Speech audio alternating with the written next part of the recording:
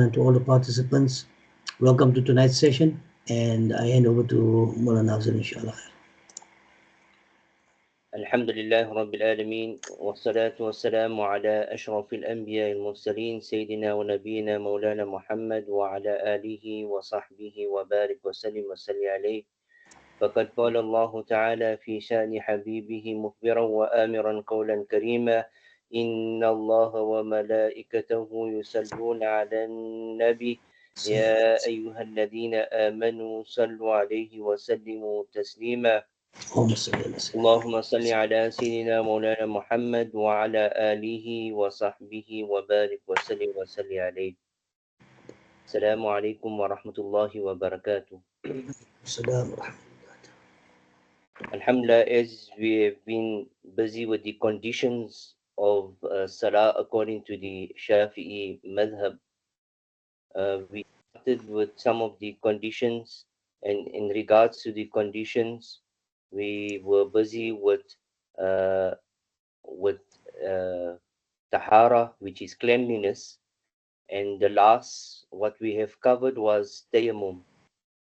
So we have mentioned some of the conditions when it is allowed to make tayammum and what are the method, or what is the method of making tayammum. And inshallah today we will start with ghusl, and within the ghusl today we will do Hayz, Nifaz, and Istihada. So if Samir, we can just put that onto the screen then.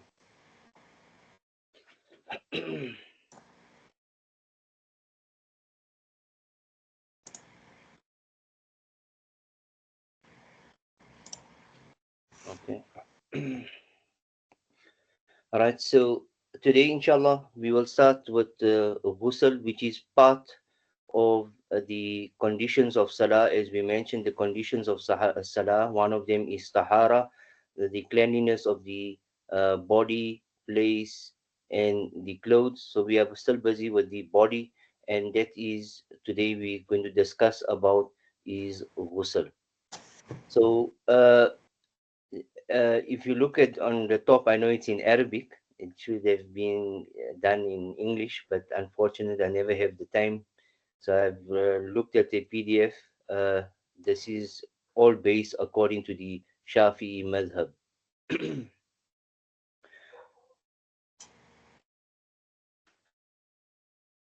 Samir, the stuff is not. Can Mulana see it now? No.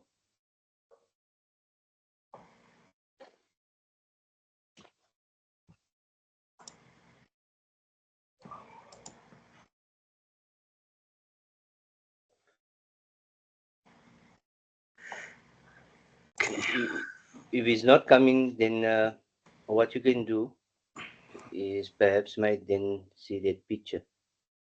Assalamualaikum. Maulana, Yeah. if you click on the cancel button on your screen, it should come See, back. it came now. J. Okay. Shukran. Okay. So when we talk, I see it's gone out again. What you say? I should press the. Click on the cancel button. Which A window cancel? appeared over the text there. Then I pressed cancel, then it came back. Okay. All right. So when we're talking about the ghusl, then we find the first thing which is mentioned regarding the ghusl is I see it disappeared again. So I don't know. Must see it's written there. Stay in. Okay, I'm going to close this document, Mulana. Let me just close it again. Let me just try and reopen.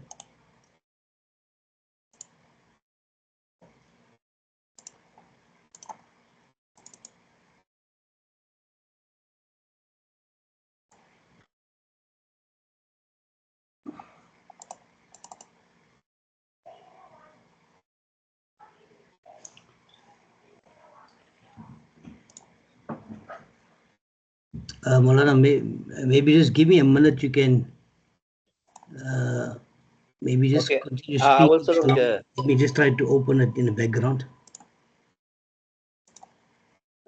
in the meantime, I'll continue. Okay, the first thing, when does ghusl become compulsory? So in the diagram which was displayed earlier, the first thing which is mentioned there is when the tip of the male organ enters the female private part, then ghusl becomes compulsory. So if you look there, they got ilajul hashfa fi farj. So that is what is mentioned there, is that the first thing what makes ghusl compulsory is when the tip of the male private part enters the female private part, no matter whether there is whether the sperm comes out or not. So that is the first thing which makes a ghusl compulsory. The second thing is khuruj al-mani. Khuruj al-mani, number two, is the coming out of the sperm. So if you look at the bottom there, they got their farq bain al-mani wal-madi wal-wadi, the one in yellow. So what is the difference between mani, madi, and wadi? Money, then they've got this entire table. I'm not going to go into detail with it. I will just explain it quickly. Money is basically a white, thick white fluid which comes out, and that comes out with a force, and that is what we call, in simple English, we call it sperm, and that is compulsory for one to make ghusl. If that comes out, it is compulsory for one to make ghusl. The next thing is mazi. Mazi is in some books it is mentioned a yellow fluid, and some had mentioned it is a white fluid. And this does not come out with force. It's a fluid which comes out after sexual excitement. So, for example, because of the weakness of the body, if any fluid comes out because of sexual excitement, that will not, it is not, it does not require any ghusl, but it will require wudu. The third thing is wadi. Wadi is that fluid or white fluid which comes out after urination. And that also does not require ghusl, it just requires wudu. So the first thing is mani, which requires ghusl. The second is mazi, which just requires wudu, and wadi also requires wudu. So the next thing which makes ghusl compulsory, number three is haid, and number four is nifas. So today we will just discuss a bit further into what is haid and nifas. So the menstrual or menstruation is considered to be haid. So the minimal the age for menstruation is about 9 years. So the 9 years we're talking about the Islamic age, which when a girl becomes nine in according to the lunar calendar. So when a girl reaches the age of 9, and if she experiences the haid, that will she will be considered to be baligha or mature. Yes, so if someone or a girl experiences this before the age of 9. So what does the ulama mention regarding this?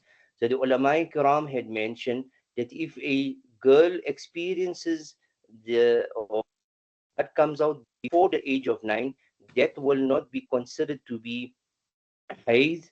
She will have to still perform, meaning that will not be considered to be haid, but it will be rather considered to be a blood which is coming out, and that is called istihada, which is a vaginal illness which had taken place. So when we're talking about haid, the minimal age is 9 years, and there is no maximum age. So when we're talking about the menstruation period, uh, the minimum period for a lady is uh, uh, 24 hours. According to the Shafi'i Madhab, if a lady experiences for 24 hours blood which is coming out, then that will be considered to be haid. Whereas according to the Shafi'i, according to the Hanafi madhab, it is considered to be for 3 days. So if for 3 days, if there's blood coming, that will be considered to be haid. Whereas according to the Shafi'i madhab, if for 24 hours there's blood coming out, that will be considered to be haid. And the maximum period, according to the Shafi madhab as well as the Hanafi madhab, the period for the menstruation period, the maximum period is 15 days. So when a lady, if she experiences above 15 days, that will not be considered to be haid, but that will be considered to be istihada, which is a vaginal illness which a woman is experiencing. So, for example, we find that perhaps might a lady might experience some blood coming out for a period, and then it stops. Then after might a day it starts again, then it stops. So meaning it is not continuous. It might for a short period and then it continues. Then in such a case, the lady, if she finds that the haid and she calculates those different periods which she has experienced, if it comes up to 24 hours, then that will be considered to be haid. So, as far as the ladies concerned, most of the time we find that majority of the ladies experience haid for around 6 to 7 days. So in this period, it is not allowed for a lady to perform her salah. It is not allowed for her to fast. Yes, salah she'll be exempted from salah, and there's no qada. She don't have to make up the salah which has been missed during this period. But as regarding the fasting, where if a lady is in a state of impurity or she has haid or nifas in that period, then the fasting has to be made up after she has been cleansed.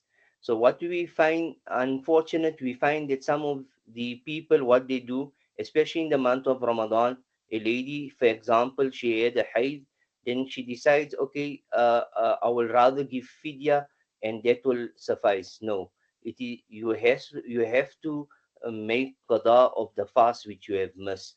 But as far as salah is concerned, there's no qada for salah when a person is in the state of haid or nifas. The next thing, one is not allowed to read Quran in that state of haid or nifas until they make ghusl.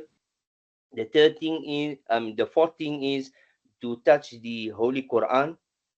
It is not allowed. Samir, if you can go to the next page. Let's just see. Okay. I'll come back to this page, but nevertheless, uh, the the the next thing is when one is in the state of haid or nifas, then one cannot touch the Quran or one cannot even carry the Quran. The fifth is when one is in the state of haid or nifas, then one cannot enter the masjid. And the sixth is one cannot make tawaf in the state of haid or nifas. And the last thing is that one cannot have any sexual relationship with one spouse in the state of haid and nifas. So these are the things which is not allowed while one is in the state of haid or nifas. So what is a nifas? Nifas is the postnatal bleeding which takes place after a woman gives birth.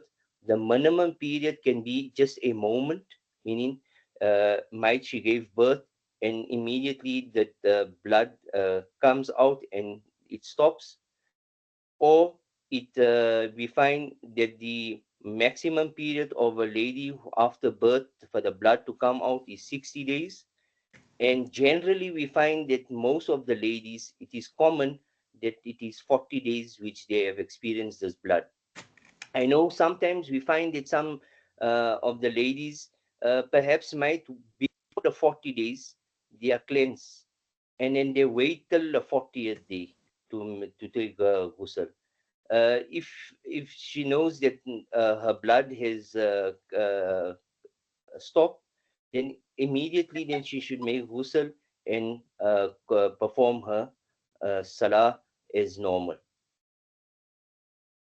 Now coming to the aspect of ghusl, uh, when we look at this in front of you, where we got ghusl and furuduhu, which is in yellow on the right hand side, that is ghusl. What is compulsory in ghusl?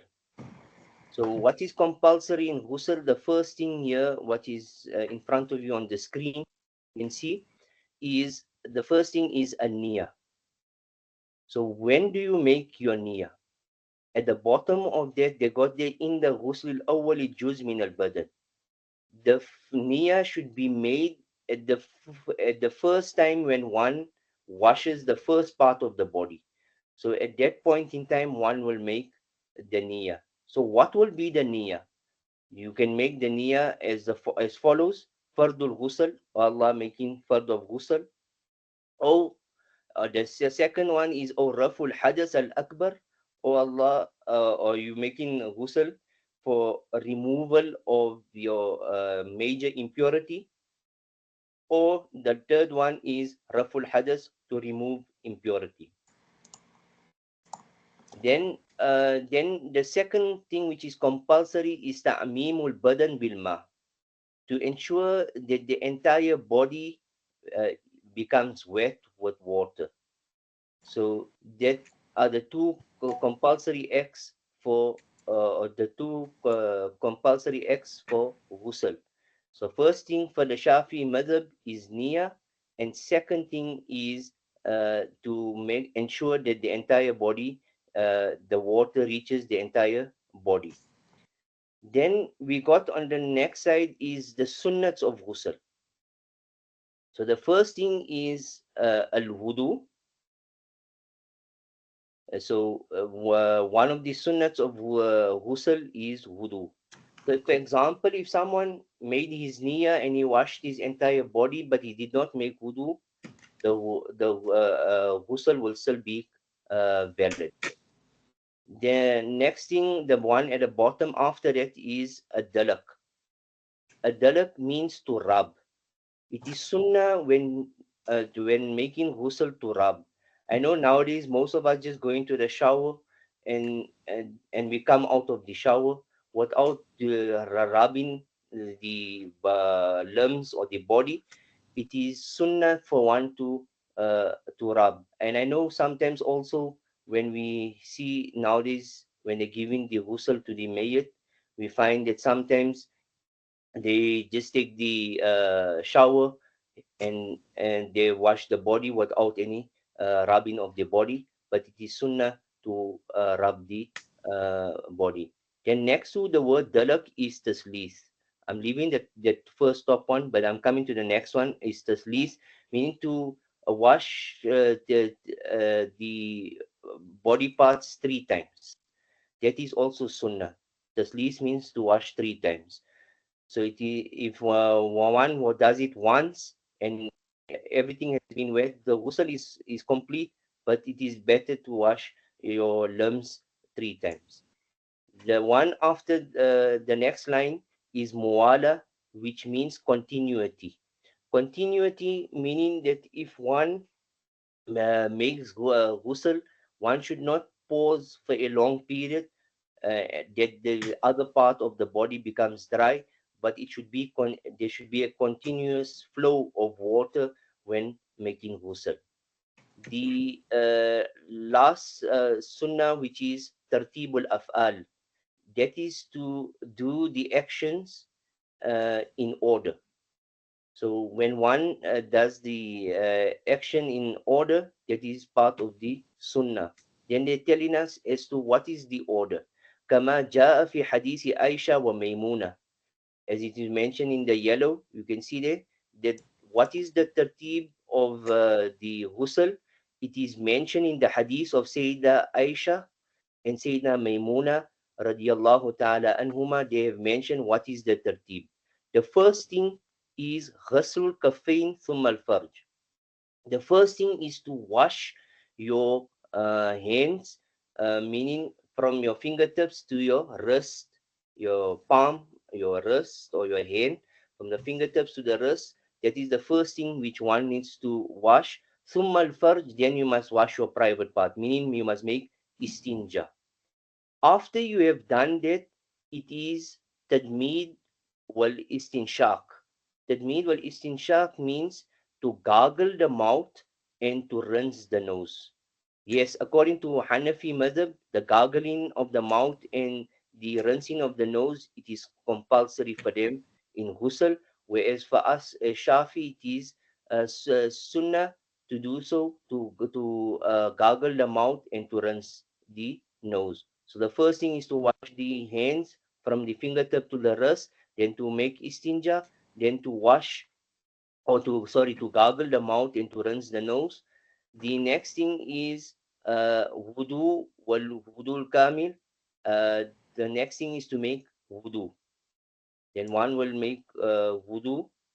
So just before that, one can remove all the impurities on the body, and then one will make wudu. Is how one makes wudu for the when one makes wudu for salah.